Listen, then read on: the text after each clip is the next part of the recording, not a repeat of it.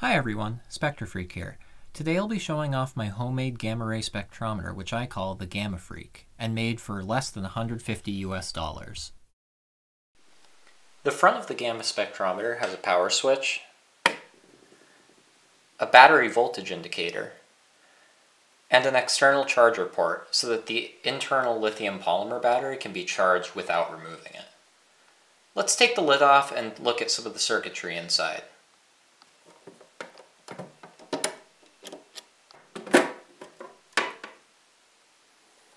This is the interior of the GammaFreak. I know there are a lot of wires in here, but let's cover some of the basic parts of the spectrometer. Right here we have a buck regulator which steps down the voltage from this 3-cell LiPo down to approximately 4.7 volts. I'll get into that voltage rating later and why I chose it. Over here we have a zero voltage switching driver. This is a modified version of what's frequently called the Mazzilli ZVS driver. The ZVS driver powers this flyback transformer, which I salvaged from an old plasma globe toy.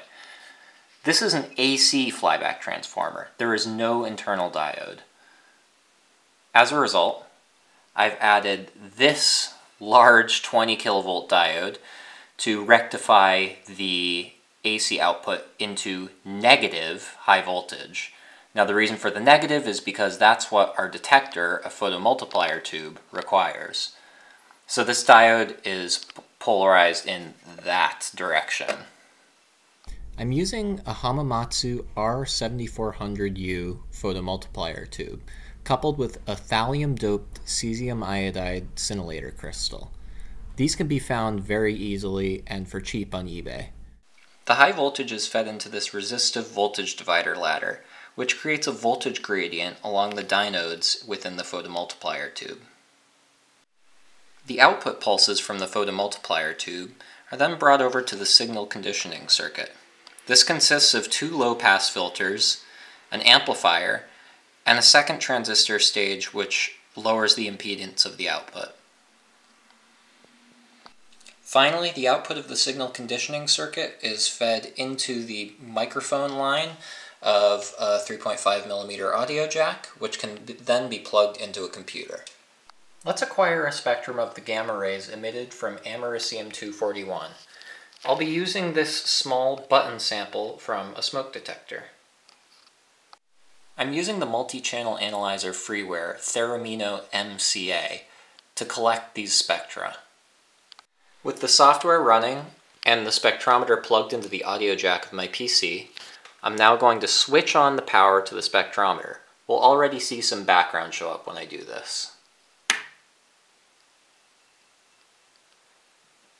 Now I'm going to take my americium sample and place it near where the photomultiplier tube is in the detector. Watch as peaks form when I do this. You can immediately see that we have one very large peak and a smaller shoulder that show up as soon as the detector is exposed to americium. These 2 peaks represent the 2 different energies of gamma rays emitted by Americium-241. And as you can see, the peaks line up perfectly with the known literature values for the energies of Americium-241's gamma rays. Here I have a piece of uranium ore. Those black dots at the bottom are uraninite, or uranium dioxide. Uranium decays into many elements, given that it's radioactive. So let's figure out what elements are present in this sample using the gamma spectrometer. Again, all I have to do is just place the sample next to where the photomultiplier tube is and watch the peaks appear.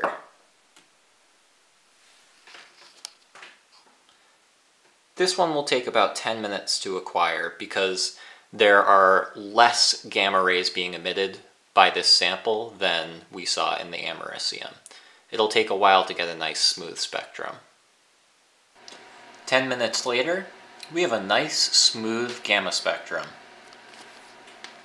The peaks in the spectrum correspond to thorium-234, radium-226, lead-214 for all three of these peaks, and bismuth-214 for these last two.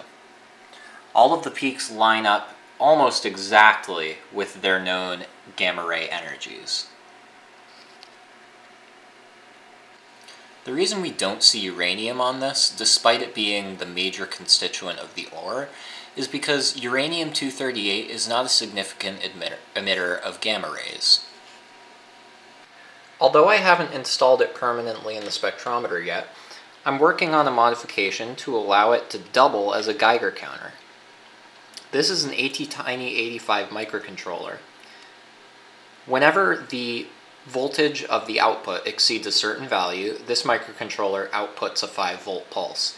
This effectively amplifies the output signal from the spectrometer. Those pulses drive this IRFZ44N MOSFET, which simultaneously switches this LED and this piezo element. With the Geiger module plugged in, we can now use this spectrometer as a traditional Geiger counter. Here's a vial of uranium trioxide I synthesized. Let's put it near the photomultiplier tube.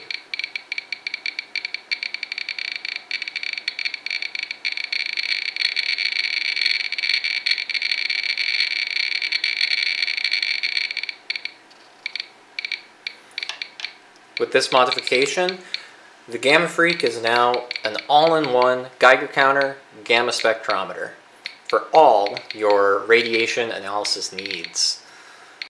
This is the full circuit schematic for the gamma spectrometer.